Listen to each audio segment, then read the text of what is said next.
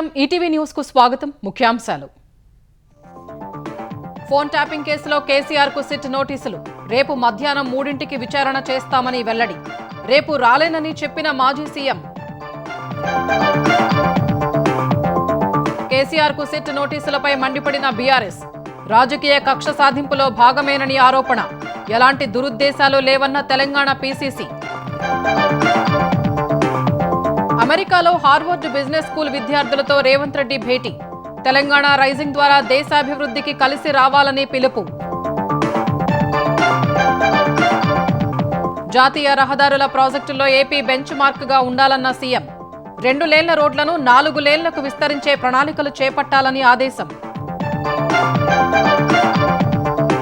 తిరుమల లడ్డూలకు కల్తీ నెయ్యి సరఫరాపై తెలుగుదేశం మండిపాటు వైసీపీ పెద్దలు తప్పును అంగీకరించి లొంగిపోవాలని డిమాండ్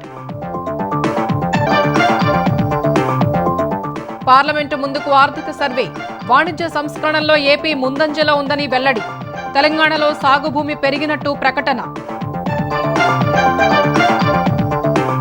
భారత ఆర్థిక మూలాలు బలంగా ఉన్నాయన్న సర్వే జీఎస్టీ సంస్కరణలతో 2026-27లో వృద్ధి రేటు 7.2% ఉంటుందని అంచనా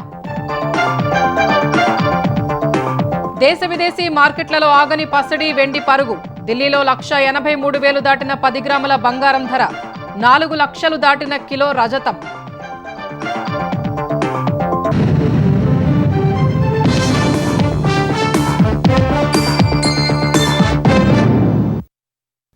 ఫోన్ అక్రమ ట్యాపింగ్ కేసులో మాజీ ముఖ్యమంత్రి బీఆర్ఎస్ అధినేత కేసీఆర్ కు సిట్ అధికారులు నోటీసులు జారీ చేశారు రేపు మధ్యాహ్నం 3 గంటలకు విచారణ ఉంటుందని నోటీసుల్లో పేర్కొన్నారు వయసు దృష్ట్యా విచారణకు పోలీస్ స్టేషన్కు రావాల్సిన అవసరం లేదని తెలిపారు హైదరాబాద్ నగర పరిధిలో ఏ ప్రదేశమైనా సూచిస్తే అక్కడికే వచ్చి విచారిస్తామని స్పష్టం చేశారు ఈ కేసులో ఇటీవల మాజీ మంత్రులు హరీష్ రావు కేటీఆర్ మాజీ ఎంపీ సంతోష్ రావును విచారించిన సిట్ ఇప్పుడు కేసీఆర్ కు నోటీసులు ఇచ్చినందున దర్యాప్తు కీలక దశకు చేరుకున్నట్లు తెలుస్తోంది తెలంగాణలో జరిగిన ఫోన్ అక్రమ ట్యాపింగ్ కేసులో కీలక పరిణామం చోటు చేసుకుంది మాజీ ముఖ్యమంత్రి బీఆర్ఎస్ అధినేత కేసీఆర్ కు సిట్ అధికారులు నోటీసులు ఇచ్చారు హైదరాబాద్ నందినగర్లోని ఆయన నివాసంలో నోటీసులు ఇచ్చిన సిట్ నోటీసుల్లో పలు అంశాలను పేర్కొంది పంజగుట్ట పోలీస్ స్టేషన్లో 2024 మార్చి 10న నమోదైన కేసు దర్యాప్తులో భాగంగా విచారణ అవసరమని పేర్కొంది రేపు మధ్యాహ్నం 3 గంటలకు విచారణ చేస్తామని అధికారులు నోటీసుల్లో తెలిపారు కేసీఆర్ 65 సంవత్సరాలకు మించి ఉన్నందున 160 సిఆర్పీసీ నిబంధనల ప్రకారం పోలీస్ స్టేషన్ కు తప్పనిసరిగా రావాల్సిన అవసరం లేదని సిట్ నోటీసులో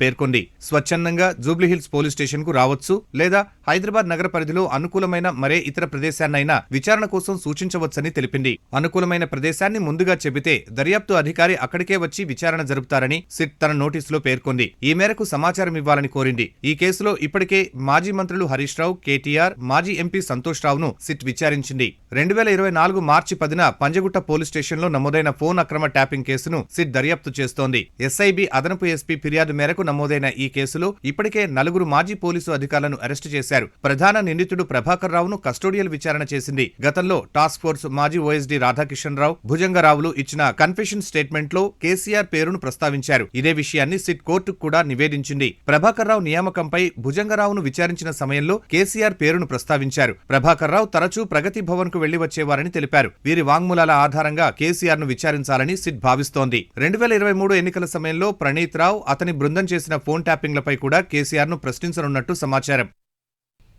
అయితే రేపు విచారణకు అందుబాటులోకి రాలేనని పోలీసులకు కేసీఆర్ వివరణ ఇచ్చారు ఈ మేరకు ఫోన్ ట్యాపింగ్ కేసులో సిట్ ఇచ్చిన నోటీసులకు ప్రత్యుత్తరం పంపిన కేసీఆర్ మున్సిపల్ ఎన్నికల నామినేషన్ల దాఖలుకు రేపే చివరి తేదీ అయినందున రేపు విచారణకు హాజరు కాలేనని తెలిపారు ఇదే సమయంలో తనను ఎర్రవల్లిలోనే విచారణ చేయాలని సిట్కు పంపిన సమాధానంలో కేసీఆర్ కోరారు మాజీ సీఎం ప్రతిపక్ష నేతగా సిట్ విచారణకు పూర్తిగా సహకరిస్తానని కేసీఆర్ అందులో వెల్లడించారు అంతకుముందు సిట్ నోటీసులపై ఎర్రవల్లి వ్యవసాయ క్షేత్రంలో కేసీఆర్ మాజీ మంత్రి హరీష్ రావు ఇతర నేతలతో చర్చించారు అయితే కేసీఆర్ కు సిట్ అధికారులు మరో నోటీసు ఇవ్వనున్నారు తేదీ విచారణ ప్రదేశంపై న్యాయ సలహా తీసుకుని నోటీసులు ఇవ్వనున్నారు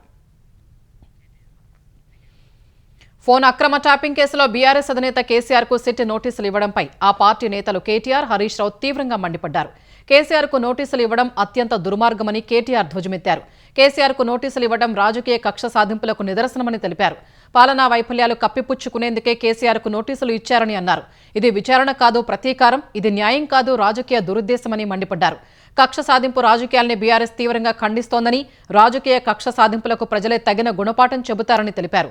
అటు రేవంత్ రెడ్డి ప్రభుత్వం సాగిస్తున్న రాజకీయ కక్షను ఖండిస్తున్నామని హరీష్ రావు తెలిపారు. కేసీఆర్ను టచ్ చేయడమంటే తెలంగాణ ఆత్మగౌరవాన్ని టచ్ చేయడమే అని అన్నారు. రాజకీయ వేధింపులతో మున్సిపాలిటీ ఎన్నికల్లో లబ్ధి పొందే కుట్రాని, తెలంగాణ సమాజమంతా కేసీఆర్ వెంటే ఉందన్నారు. రేవంత్ రెడ్డి రాజకీయ వేధింపులకు భయపడే ప్రసక్తే లేదని హరీష్ రావు పేర్కొన్నారు. మున్సిపల్ ఎన్నికల్ని దృష్టిలో పెట్టుకునే మాజీ సీఎం కేసీఆర్కు సిట్ నోటీసులు ఇచ్చిందని తెలంగాణ జాగృతి అధ్యక్షురాలు కల్వకుంట్ల కవిత ఆరోపించారు. ఫోన్ ట్యాపింగ్ బాధాకరమన్న ఆమె ఈ కేసు విచారణ పూర్తి చేసే ఉద్దేశం ఉందా లేదా అనేది ఎవరికీ అర్థం కావడం లేదన్నారు. సిట్ ఏదైతే గుంపు మేస్త్రి గారు చేస్తూ ఉన్నారో చాలా నాన్ సీరియస్గా జరుగుతూ ఉంది. ఇవాళ ఎన్నికలు జరుగుతూ ఉన్నాయి కాబట్టి కేసీఆర్ గారికి నోటీస్ ఇచ్చినారు. కాకపోతే ఇది ఎక్కడో దగ్గర కంక్లూడ్ కావాలి. కంక్లూడ్ చేసే ఉద్దేశంలో ప్రభుత్వం ఉందా లేదా అనేది ఎవరికి కూడా అర్థం కాని పరిస్థితి ఉన్నది. జరిగినటువంటి ఫోన్ ట్యాపింగ్ వ్యవహారం డెఫినెట్గా బాధాకరం. కానీ దాని తగినటువంటి పర్యవసానాలు మరి నేరస్తులు ఎదుర్కొంటారా లేదా అనేటటువంటిది వేచి చూడాలి. Thank you. జై తెలంగాణ. కేసీఆర్ అంటే ఉద్యమ నాయకుడిగా తమకు గౌరవం ఉందని, ఫోన్ ట్యాపింగ్ వ్యవహారంలో ఎవరు భాగస్వామిలో తేలాల్సి ఉందని తెలంగాణ పీసీసీ అధ్యక్షుడు మహేష్ కుమార్ గౌడ్ అన్నారు. ఈ కేసులో వాస్తవాలు తెలుసుకోవాలంటే సిట్ ఎవరికైనా నోటీసులు ఇవ్వవచ్చని పేర్కొన్నారు. ఫోన్ ట్యాపింగ్ విషయంలో విచారణ పారదర్శకంగా జరగాలన్న మహేష్ కుమార్ గౌడ్ సిట్ సంపూర్ణ విచారణ జరిపితేనే నిజాలు బయటకు వస్తాయని తెలిపారు. ఆనాడు ముఖ్యమంత్రి, మంత్రుల ప్రమేయం లేకుండా ఫోన్ ట్యాపింగ్లు జరిగే అవకాశం లేదన్నారు. కేసీఆర్కు నోటీసులు ఇవ్వడంలో రాజకీయ దురుద్దేశం లేదని మహేష్ కుమార్ గౌడ్ స్పష్టం చేశారు. కేసీఆర్ అంటే ఒక ఉద్యమ నాయకుడిగా మాకు గౌరవం ఉంది. ఫోన్ ట్యాపింగ్ అన్నది అత్యంత హేయమైనటువంటి నేరము. ఈ నేరంలో ఎవరు భాగస్వామిలో తేలాల్సిన అవసరం ఉంది. ప్రజలు కోరుకుంటా ఉన్నారు. ఏదేమైనా సిట్ విచారణ సంపూర్ణంగా జరిగితే తప్ప వాస్తవాలు రావు. వాస్తవాలు బయటికి రావాలి. ఈ విచారణ పరిపూర్ణంగా జరగాలి. దీంట్లో ఎవరి మీద కూడా రాజకీయ కక్ష లేదు, రాజకీయ దురుద్దేశం లేదు. ఈ విచారణ పరిపూర్ణంగా జరగాలి. అప్పుడు ప్రజలు కోరుకునే విధంగా వాస్తవాలు బయటకు రావాలి. తెలంగాణ రైజింగ్ ద్వారా భారత్ అభివృద్ధి గాథలో భాగస్వాములు కావాలని హార్వర్డ్ స్కూల్ ఆఫ్ బిజినెస్ విద్యార్థుల్ని ముఖ్యమంత్రి రేవంత్ రెడ్డి కోరారు. అమెరికాలోని కెన్నడీ స్కూల్లో లీడర్షిప్ కోర్సు చేస్తున్న రేవంత్ రెడ్డి భారతీయ విద్యార్థుల ఆహ్వానం మేరకు హార్వర్డ్ స్కూల్ ఆఫ్ బిజినెస్ ను సందర్శించారు. హార్వర్డ్ స్కూల్ ఆఫ్ బిజినెస్ విద్యార్థులకు వృత్తిపరమైన అవకాశాలు, సవాళ్లపై రేవంత్ రెడ్డి చర్చించారు. తన రాజకీయ, వ్యక్తిగత జీవిత విశేషాలు, విజయాలను పంచుకున్నారు. తెలంగాణ రైజింగ్ విజన్ లక్ష్యాలు, ముఖ్య లక్షణాలను సీఎం వివరించారు. తెలంగాణ నెట్వర్క్లు, ప్రతిభను వినియోగించుకోవాలని విద్యార్థుల్ని సీఎం కోరారు. హైదరాబాద్ తెలంగాణ అవకాశాలు, బలాల్ని ప్రపంచానికి పరిచయం చేసే బ్రాండ్ అంబాసిడర్లుగా వ్యవహరించాలని హార్వర్డ్ స్కూల్ ఆఫ్ బిజినెస్ విద్యార్థుల్ని సీఎం ఆహ్వానించారు. జాతీయ రహదారుల ప్రాజెక్టుల విషయంలో ఆంధ్రప్రదేశ్ బెంచ్ మార్క్గా ఉండాలని సీఎం చంద్రబాబు అధికారులకు దిశానిర్దేశం చేశారు. ఏపీలో జాతీయ రహదారుల ప్రాజెక్టులపై క్యాంపు కార్యాలయంలో సమీక్ష నిర్వహించిన సీఎం హైవేల నెట్వర్క్ విస్తరణ, రాష్ట్ర రహదారులు, రోడ్ డెన్సిటీ పెంపు వంటి అంశాలపై చర్చించారు. ప్రస్తుతం ఏపీలో చేపట్టిన హైవే ప్రాజెక్టుల పురోగతి, కొత్త రహదారుల నిర్మాణంపై సమీక్షించారు. ప్రస్తుతం 2 లేన్లుగా ఉన్న జాతీయ రహదారుల్ని 4 లేన్లుగా మార్చేందుకు ప్రణాళికలు చేపట్టాలని సూచించారు. ప్రపంచవ్యాప్తంగా అనిశ్చిత పరిస్థితులు కొనసాగుతున్నప్పటికీ భారత ఆర్థిక మూలాలు బలంగానే ఉన్నాయని ఆర్థిక సర్వే స్పష్టం చేసింది. రూపాయి మారకపు విలువ తగ్గిపోతున్నప్పటికీ అది దేశ ఆర్థిక వ్యవస్థకు ప్రతిబింబం కాదని తేల్చెప్పింది. అమెరికా టారిఫ్లు సహా ఇతర బాహ్య పరిణామాలు మాత్రమే ఇందుకు కారణమని పేర్కొంది. వచ్చే ఆర్థిక సంవత్సరంలో వృద్ధి రేటు 6.8 నుంచి 7.2% మధ్య ఉంటుందన్న ఆర్థిక సర్వే ఈ ఆర్థిక సంవత్సరం 7.4%గా నమోదవుతుందని తెలిపింది. బడ్జెట్ సమావేశాల్లో భాగంగా 2025-26 ఆర్థిక సర్వేను ఆర్థిక మంత్రి నిర్మలా సీతారామన్ పార్లమెంట్లో ప్రవేశపెట్టారు. గత ఏడాది కాలంలో దేశ ఆర్థిక పనితీరును, రాబోయే ఆర్థిక సంవత్సరంలో ఆర్థికంగా ఎదురయ్యే సవాళ్లను ముందుగానే అంచనా వేసి చెప్పే ఈ సర్వేలో పలు అంశాలను ప్రస్తావించారు. 2026-27 ఆర్థిక సంవత్సరానికి దేశ జీడీపీ వృద్ధి 6.8 నుంచి 7.2%గా ఉండొచ్చని ఆర్థిక సర్వే అంచనా వేసింది. ప్రస్తుత ఆర్థిక సంవత్సరం అంచనా 7.4% కంటే ఇది తక్కువేనని పేర్కొంది. డాలర్తో పోలిస్తే రూపాయి మారకపు విలువ ఇటీవల తగ్గుతూ ఉన్నప్పటికీ దేశ ఆర్థిక మూలాలు బలంగా ఉన్నాయని పేర్కొంది. రూపాయి విలువ క్షీణత ఆర్థిక వ్యవస్థ వాస్తవ పరిస్థితికి ప్రతిబింబం కాదని స్పష్టం చేసింది. అమెరికా టారిఫ్ల కారణంగా రూపాయి ఒడిదొడుకులకు లోనవుతోందని వివరించింది. అయితే రూపాయి విలువ బలంగా, స్థిరంగా ఉన్నప్పుడే వికసిత్ భారత్ లక్ష్యాలు చేరుకుంటామని పేర్కొంది. ఇటీవల భారత్ చేపట్టిన విధానపరమైన సంస్కరణలు దేశ వృద్ధి రేటును 7% పెంచేందుకు దోహదపడతాయని ఆర్థిక సర్వే అంచనా వేసింది.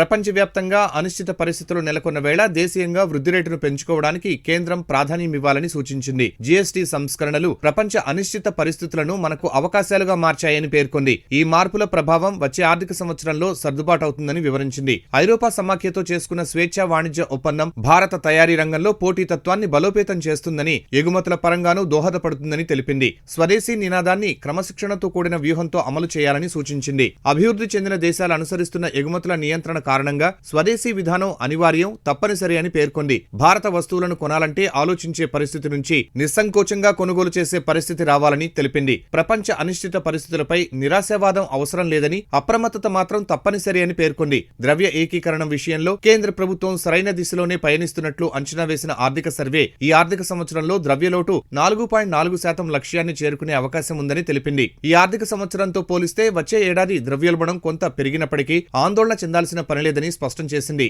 వికసిత్ భారత్ ను సాధించడంలో వ్యవసాయ రంగం కీలక పాత్ర పోషిస్తుందన్న ఆర్థిక సర్వే దేశీయంగా తయారీ, ఎగుమతులు, ఎలక్ట్రానిక్ రంగం వృద్ధికి దోహదం చేస్తున్నాయని తెలిపింది. ఇందులో మొబైళ్ల తయారీ కీలకమని వివరించింది.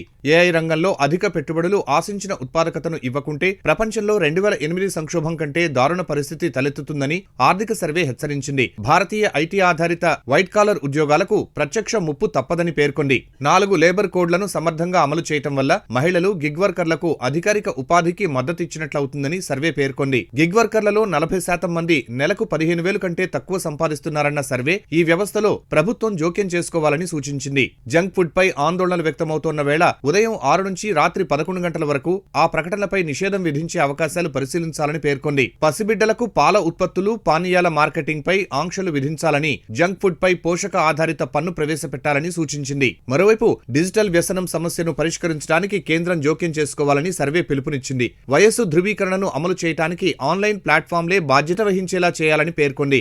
యువత విద్యతో పాటు పెద్దల పనితీరు, కార్యాలయ ఉత్పాదకత, మానసిక ఆరోగ్యంపై ఇది ప్రతికూల ప్రభావం చూపుతోందని గుర్తు చేసింది. మరోవైపు సమాచార హక్కు చట్టాన్ని పునః పరిశీలించాలని, గోప్యమైన నివేదికలు, ముసాయిదాల్ని పంచుకోకుండా చేయాలని సర్వే నొక్కి చెప్పింది. భౌగోళిక ఉద్రిక్తతలు, మార్కెట్లలో అనిశ్చితి కారణంగా మదుపర్లు సురక్షితమైన పెట్టుబడిగా భావిస్తున్నందున బంగారం, వెండి ధరలు మరింత పెరిగే సూచనలు ఉన్నట్లు ఆర్థిక సర్వే అంచనా వేసింది.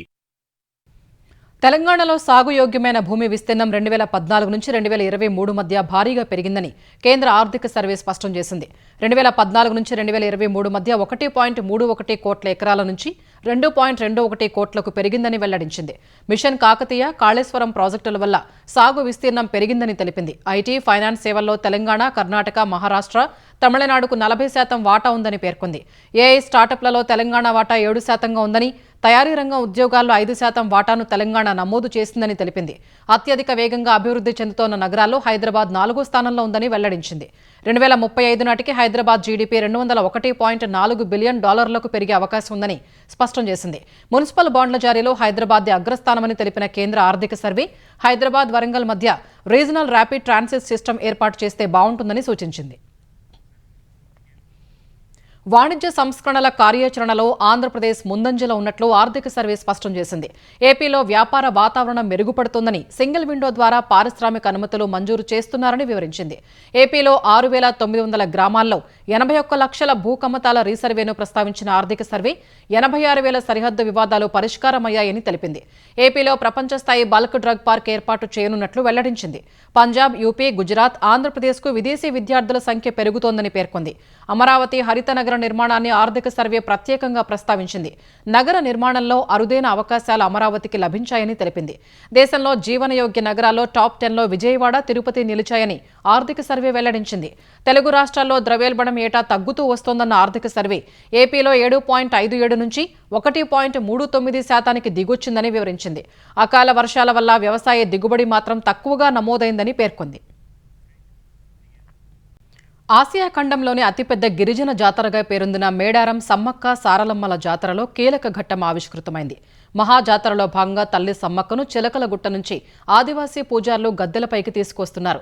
సమ్మక్క రాకకు ముందే కంకవనాన్ని తీసుకొచ్చిన పూజారులు తర్వాత గద్దెల నుంచి 5 కిలోమీటర్ల దూరంలో ఉన్న చిలకలగుట్టకు వెళ్లారు. గుట్టపై ఉన్న రహస్య ప్రాంతంలో పూజలు చేసి కుంకుమ భరణ రూపంలో ఉన్న సమ్మక్కను తీసుకొచ్చారు. ఈ సమయంలో ములుగు జిల్లా ఎస్పీ గాల్లోకి కాల్పులు జరిపి అమ్మవారిని అధికారిక లాంఛనాలతో ఆహ్వానించారు. పోలీసులు గౌరవ వందనం సమర్పించారు. మంత్రులు సీతక్క, అడ్లూరి లక్ష్మణ్ ఘన స్వాగతం పలికారు. అనంతరం భక్తుల జై జై ధ్వానాలతో సమ్మక్కను గద్దెల వైపు తీసుకొస్తున్నారు. అటు జాతరకు తెలంగాణ, ఏపీ సహా పలు రాష్ట్రాల నుంచి భక్తులు పోటెత్తుతున్నారు. జంపన్న వాగులో స్నానాలు చేసి ఇప్పటికే గద్దెలపై కొలువై ఉన్న సారలమ్మ, పగడిద్దరాజు, గోవిందరాజుల్ని దర్శించుకుంటున్నారు. వనదేవతలకు చీర, సారే, పసుపు కుంకుమలతో పాటు బంగారంగా పిలుచుకునే బెల్లాన్ని మొక్కులుగా సమర్పిస్తున్నారు.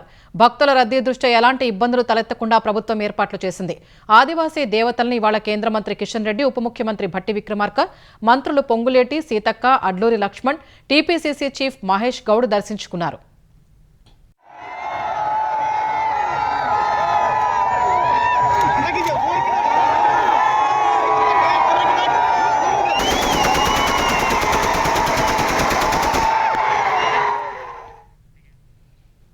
వైసీపీ హయాంలో పవిత్రమైన తిరుమల లడ్డూ ప్రసాదాన్ని కల్తీ నెయ్యితో తయారు చేసి అపచారానికి పాల్పడ్డారని తెలుగుదేశం నేతలు మండిపడ్డారు. జగ్గయ్యపేట ఎమ్మెల్యే శ్రీరామ రాజగోపాల్ జగ్గయ్యపేట మండలం తిరుమలగిరిలో శ్రీ వెంకటేశ్వర స్వామివారి ఆలయం శుద్ధి చేశారు. పెడన ఎమ్మెల్యే కాగిత కృష్ణప్రసాద్ బంటుమిల్లి వెంకటేశ్వర స్వామి దేవస్థానంలో పూజలు నిర్వహించారు. భక్తుల మనోభావాలు, ఆరోగ్యాలతో ఆడుకున్న వైసీపీ పెద్దలు తమ తప్పు ఒప్పుకుని సిట్టు ముందు లొంగిపోవాలని ఆయన సూచించారు. తిరుపతి జిల్లా చంద్రగిరి నియోజకవర్గంలోని యోగి మల్లవరం శివాలయంలో ఎమ్మెల్యే పులివర్తి నాని ప్రత్యేక పూజలు నిర్వహించారు. వైసీపీ హయాంలో తిరుమల లడ్డూ ప్రసాదం విషయంలో జరిగిన అపచారానికి నిరసనగా ఆలయాన్ని శుద్ధి చేసినట్లు తెలిపారు. కల్తీ నెయ్యి వ్యవహారంలో జగన్ సహా వైసీపీ నేతల్ని జనం నిలదీయాలని గుంటూరు తూర్పు ఎమ్మెల్యే మహమ్మద్ నసీర్ అన్నారు. లాలాపేటలోని శ్రీ వెంకటేశ్వర స్వామి ఆలయం వద్ద పార్టీ నేతలతో కలిసి ఆయన నిరసన తెలిపారు. రసాయనాలతో నెయ్యి తయారీ మహాపాపమని మంత్రి రాంప్రసాద్ రెడ్డి అన్నారు. టీటీడీ నిబంధనల్ని నీరుగార్చి ఇష్టానుసారంగా కంపెనీలకు టెండర్లు కట్టబెట్టారని ఆరోపించారు. వైసీపీ హయాంలో దేవుళ్లతోనూ ఆటలు ఆడారని తెలుగుదేశం అధికార ప్రతినిధి నీలాయపాలెం విజయ్ కుమార్ మండిపడ్డారు. చుక్క పాలు కొనకుండా 60 లక్షల లీటర్ల నెయ్యిని తయారు చేశామని దేశానికే కాదు, రాష్ట్రానికే కాదు, రాష్ట్రంలోని ప్రజలకే కాదు, దేవుడికి కూడా చెప్పేశారు. మేము 4-5 సంవత్సరాలుగా తిరుమలలో అపచారం జరుగుతోంది, లడ్డూలో అపచారం జరుగుతోంది, తిరుమల నెయ్యిలో ఖచ్చితంగా కల్తీ ఉంది, లేకపోతే ఇంత ఈజీగా చెడిపోయే అవకాశం లేదు, 2-3 రోజుల కల్లా లడ్డు పాడైపోతున్నాయని మొత్తుకున్నాం, అభ్యర్థించాం, చెప్పాం, బాబు చూసుకో తప్పది, అపచారం అది. కానీ ఆయన పార్టీ కానీ ఆయన పార్టీని మించిన 2 చైర్మన్లు కానీ ఎవరు పట్టించుకోలేదు. సరికదా తెలిసి కల్తీని కంటిన్యూ చేశారు. వైసీపీ హయాంలో జరిగిన మద్యం కుంభకోణం కేసులో ప్రధాన నిందితుడు రాజు కిసిరెడ్డి, A7గా ఉన్న ముప్పిడి అవినాష్ రెడ్డికి హైకోర్టులో చుక్కెదురైంది. వారిద్దరి బెయిల్ పిటిషన్లను కొట్టివేస్తూ హైకోర్టు ఉత్తర్వులు జారీ చేసింది. ఇదే కేసులో నిందితులుగా ఉన్న చెవిరెడ్డి భాస్కర్ రెడ్డి, సజ్జల శ్రీధర్ రెడ్డి, వెంకటేష్ నాయుడుకి షరతులతో కూడిన బెయిల్ మంజూరు చేసింది. రాజు కిసిరెడ్డి ప్రస్తుతం విజయవాడ జిల్లా జైల్లో జ్యుడిషియల్ రిమాండ్లో ఉన్నారు. ఇప్పటికే పలుసార్లు విజయవాడ ఏసీబీ కోర్టులో బెయిల్ పిటిషన్లను కొట్టివేయగా హైకోర్టులో పిటిషన్ దాఖలు చేశారు. ముప్పిడి అవినాష్ రెడ్డి ముందస్తు బెయిల్ పిటిషన్ వేశారు. వాటిపై విచారణ జరిపిన హైకోర్టు వీరిద్దరి పిటిషన్లను కొట్టివేసింది. ఈ కేసులో మొత్తం 51 మందిని నిందితులుగా సిట్ అధికారులు పేర్కొన్నారు. వీరిలో 15 మంది నిందితులను ఇప్పటివరకు అరెస్ట్ చేశారు. 5 నిందితులు గతంలో బెయిల్పై విడుదలయ్యారు.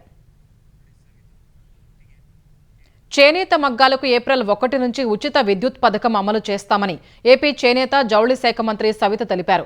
హ్యాండ్లూమ్ మగ్గానికి 200 యూనిట్ల ఉచిత విద్యుత్, మర మగ్గానికి 500 యూనిట్ల వరకు ఉచిత విద్యుత్ ఇస్తామని చెప్పారు. మగ్గానికి 200 యూనిట్ల ఉచిత విద్యుత్ వల్ల ఏడాదికి సుమారుగా 8,640 రూపాయలు ఆదా అవుతుందని తెలిపారు. ఇప్పటికే చేనేత కార్మికులకు 50 ఏళ్లకే పెన్షన్ ఇస్తామన్న హామీ కూడా అమలు చేస్తున్నామని మంత్రి వివరించారు. అవినీతి నిరోధక శాఖలో పనిచేస్తూ అక్రమంగా కోట్ల రూపాయలు కూడబెట్టిన హోంగార్డు వ్యవహారం విజయనగరం జిల్లాలో బయటపడింది. విజయనగరం జిల్లా పోలీసు కార్యాలయంలో హోంగార్డుగా విధులు నిర్వహిస్తున్న నెట్టి శ్రీనివాసరావు ఇల్లు సహా 4 ప్రాంతాల్లో ఏసీబీ అధికారులు ఇవాళ సోదాలు చేశారు. ఈ సోదాల్లో భారీగా ఆస్తులు, నగదు గుర్తించారు. హోంగార్డు శ్రీనివాసరావు ఏసీబీలో దాదాపు 15 ఏళ్ల పాటు విధులు నిర్వహించారు. ఆ సమయంలో ఏసీబీ దాడులకు సంబంధించి అవినీతి అధికారులకు ముందే సమాచారం చెప్పి కోట్లాది రూపాయలు కూడబెట్టాడు. ఈ క్రమంలో శ్రీనివాసరావును ఏడాది క్రితం జిల్లా పోలీసు కార్యాలయానికి సరెండర్ చేశారు. శ్రీనివాసరావు అక్రమార్జనపై వచ్చిన ఫిర్యాదులపై ఇవాళ విజయనగరం, విశాఖలో తనిఖీలు చేశారు. ఈ తనిఖీల్లో 2 ఫ్లాట్లు, భవనం, 4 ఇళ్ల స్థలాలు, 0.23 ఎకరాల పొలం పత్రాలు స్వాధీనం చేసుకున్నారు. 166 గ్రాముల బంగారం, వెండి నగలు, కారు, బైకు సీజ్ చేశారు. 60,000 నగదుతో పాటు 7 లక్షలు బ్యాంకు నిల్వలో ఉన్నట్లు గుర్తించారు. యూరోపియన్ యూనియన్తో చేసుకున్న స్వేచ్ఛా వాణిజ్య ఒప్పందం దేశానికి ఎంతో ప్రతిష్టాత్మకమని ప్రధాని నరేంద్ర మోదీ అన్నారు. ఈ ఒప్పందంతో యూరోపియన్ యూనియన్లోని 27 దేశాల్లో కొత్త మార్కెట్లు తెరుచుకున్నాయని, ఈ అవకాశాన్ని దేశీయ పారిశ్రామికవేత్తలు, తయారీదారులు అందిపుచ్చుకోవాలని ప్రధాని సూచించారు. పార్లమెంటు బడ్జెట్ సమావేశాలు ఇవాళ ప్రారంభం కావడానికి ముందు మీడియాను ఉద్దేశించి మాట్లాడిన ప్రధాని భారత్ దీర్ఘకాలిక సమస్యల్ని అధిగమించి దీర్ఘకాలిక పరిష్కారాల దిశగా ముందుకు సాగుతోందని వివరించారు. ఈ ప్రయాణానికి అడ్డంకులు సృష్టించకుండా పరిష్కారాల్ని కనుగొనాల్సిన సమయం ఆసన్నమైందన్నారు. తమ ప్రభుత్వం కేవలం ఫైళ్లకే పరిమితం కాకుండా సంక్షేమ పథకాల్ని ప్రజలకు చివరి మైలు వరకు చేరవేస్తోందని మోదీ వివరించారు. పార్లమెంట్ ఉభయ సభల్ని ఉద్దేశించిన నిన్న రాష్ట్రపతి ద్రౌపది ముర్ము చేసిన ప్రసంగం 140 కోట్ల మంది భారతీయులు, ముఖ్యంగా యువత విశ్వాసాన్ని ప్రతిబింబించినట్లు ప్రధాని తెలిపారు. అలాగే పార్లమెంటు సభ్యులకు మార్గనిర్దేశనం చేస్తూ అనేక విషయాలు ప్రస్తావించారని గుర్తు చేశారు. విమాన ప్రమాదంలో దుర్మరణం చెందిన మహారాష్ట్ర ఉప ముఖ్యమంత్రి అజిత్ పవార్ అంత్యక్రియలు అధికార లాంఛనాల మధ్య బారామతిలో జరిగాయి. వేలాది మంది అభిమానులు తమ అభిమాన నేతకు తుది వీడ్కోలు పలికారు. విద్యా ప్రతిష్టాన్ మైదానంలో అజిత్ పవార్ దహన సంస్కారాలు జరిగాయి. కుమారులు పార్థ్, జే పవార్లు ఆయన చితికి నిప్పు పెట్టారు. ఉదయం అజిత్ పవార్ పార్థివ దేహాన్ని బారామతిలోని అహల్యాదేవి ఆసుపత్రి నుంచి ఆయన స్వగ్రామం కాటేవాడికి తరలించారు. తర్వాత అంబులెన్స్లో జీడీ మాగ్లుకర్ ఆడిటోరియానికి భౌతిక కాయాన్ని తీసుకెళ్లారు. అక్కడి నుంచి విద్యా ప్రతిష్టాన్ మైదానం వరకు అజిత్ పవార్ అంతిమయాత్ర సాగింది. మరాఠ్వాడా నలుమూలల నుంచి వచ్చిన ప్రజలతో విద్యా ప్రతిష్టాన్ మైదానం పరిసరాలు కిక్కిరిసిపోయాయి. అజిత్ పవార్ అంత్యక్రియలకు మహారాష్ట్ర సీఎం దేవేంద్ర ఫడ్నవీస్, ఉప ముఖ్యమంత్రి ఏక్నాథ్ సిందే, కేంద్ర మంత్రులు అమిత్ షా, నితిన్ గడ్కరీ, బీజేపీ అధ్యక్షుడు నితిన్ నబీన్, గోవా ముఖ్యమంత్రి ప్రమోద్ సావంత్, శరద్ పవార్, ఉద్దవ్ ఠాక్రే, రాజ్ ఠాక్రే, తెలుగుదేశం జాతీయ ప్రధాన కార్యదర్శి నారా లోకేష్, పలువురు టీడీపీ ఎంపీలు, ఇతర పార్టీ నేతలు హాజరయ్యారు.